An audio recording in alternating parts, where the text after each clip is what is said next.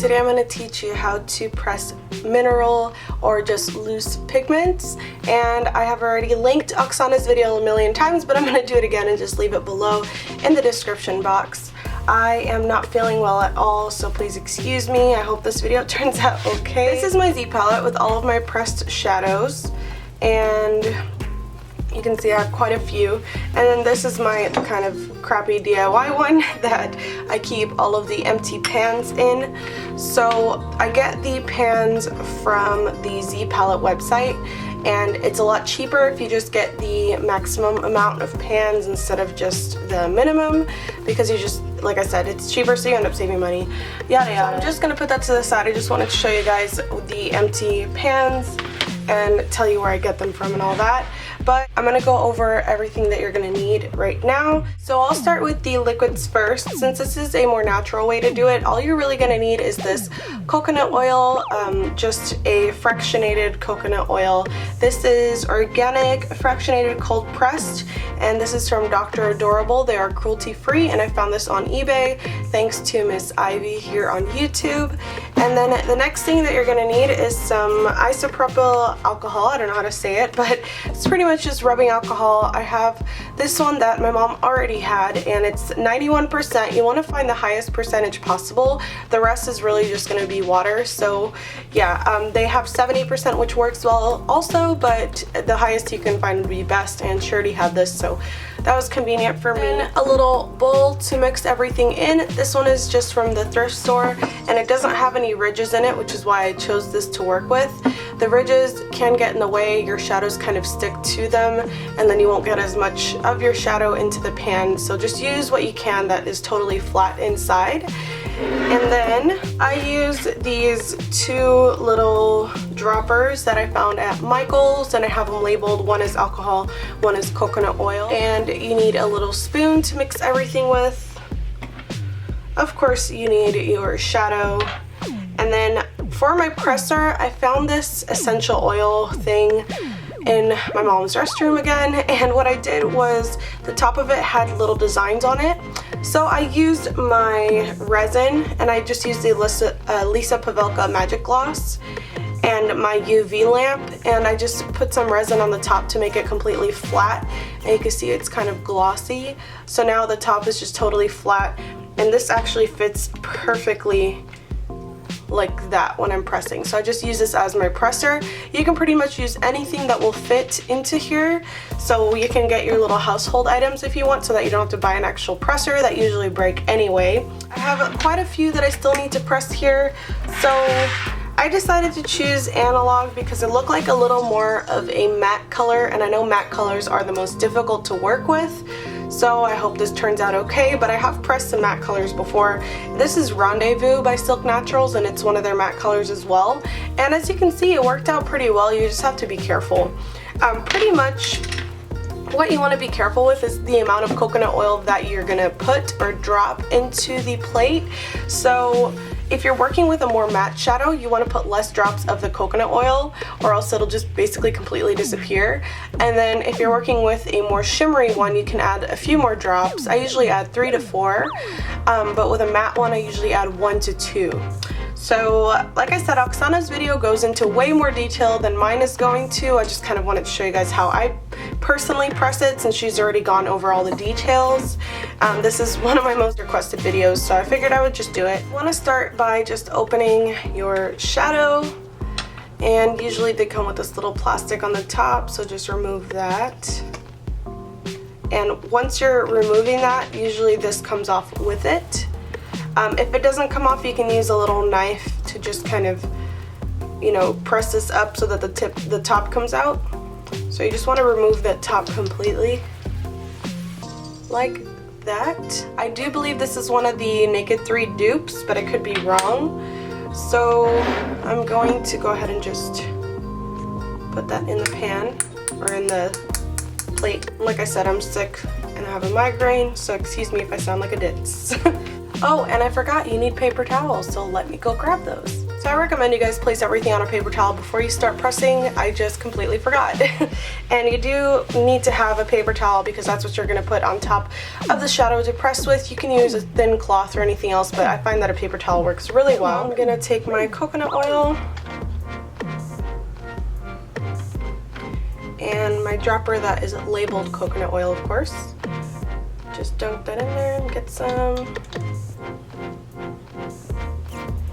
I'm gonna put about just like 1.5 if I can. 1 there. Well, 2. Okay, 2 drops of that. And then I'm gonna take my alcohol.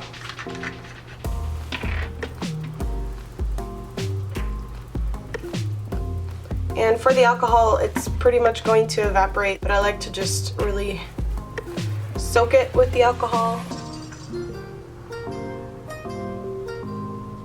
You just kind of eyeball it, but you're trying to create a thick paste with it. If it's kind of runny, it's okay, but you're really just trying to create a thick paste.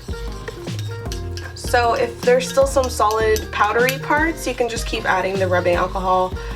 I always say to just, you know, start slow because you can always add, but you obviously can't take away.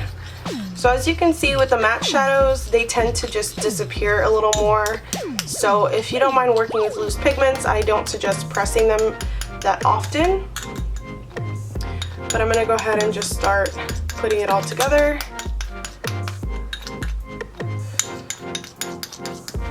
It is a messy-ish process, so be aware.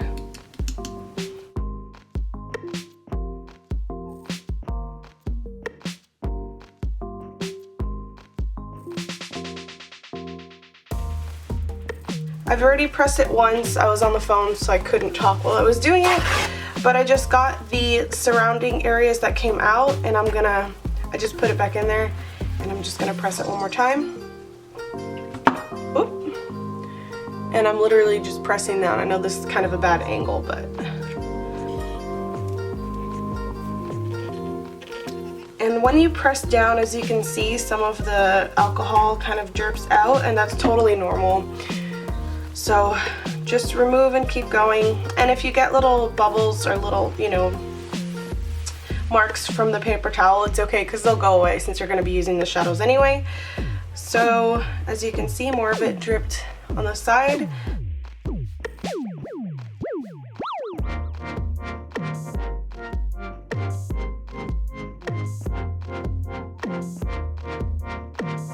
You see that there's not as much alcohol coming out on the sides. That's when you can pretty much stop.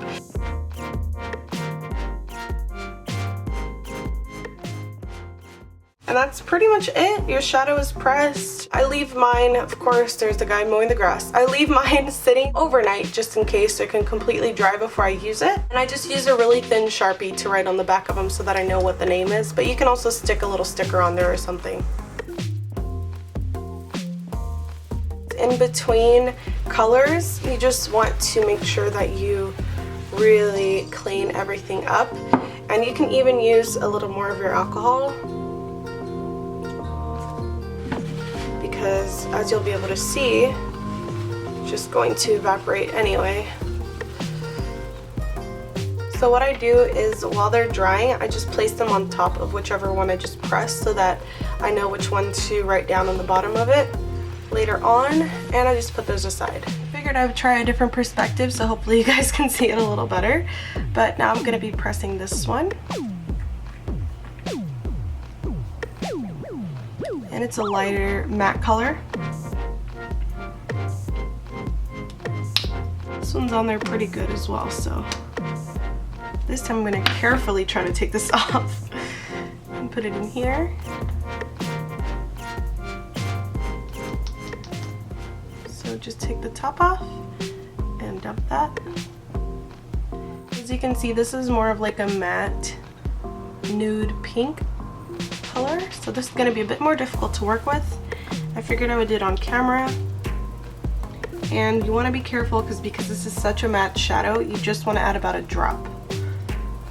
And I'll add just a little more, maybe like half a drop. But yeah, as little as possible for those. There is quite a bit of this shadow, so leaving about 2 isn't that bad. And I probably won't talk for the rest of this because the guys are coming closer and closer, so you won't even be able to hear me. But I'll just go ahead and do it, and hopefully you guys can see what I'm doing.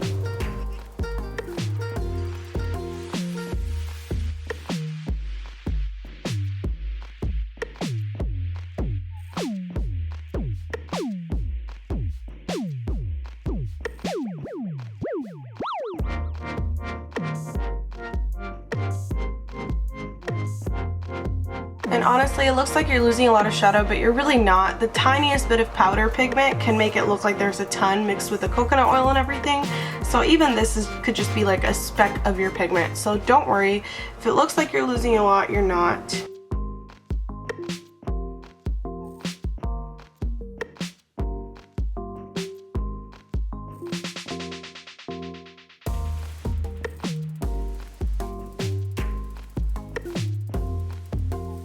That is cache or cachet, I don't know how to say it.